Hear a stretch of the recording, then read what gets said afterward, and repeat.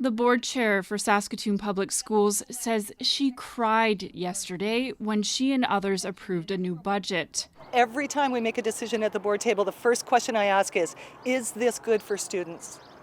And yesterday the answer was no. But she says the school board had no choice and that this was the 6th year in a row that the division has not received enough funding from the provincial government. For the upcoming year, the school division is facing a $4.5 million shortfall. This means several staffing cuts, including 12.7 full-time equivalent elementary teaching positions and 6.9 full-time equivalent positions in secondary schools. There will also be cuts to the educational psychologist and speech-language pathologist programs.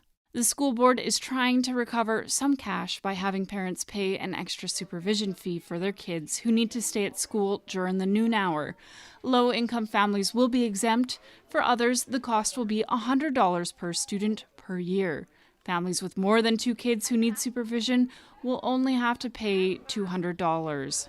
We're facing these pressures across the division and they are not being recognized in our operating funding, and as a result we continue to have to trim our operation, try and amalgamate, find efficiencies across the division.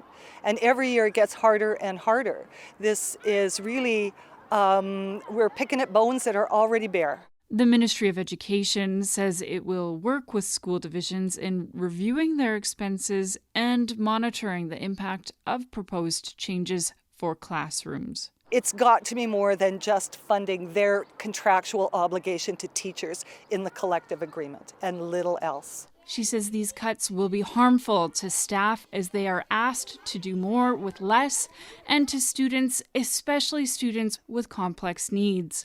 Kendall Latimer, CBC News, Saskatoon.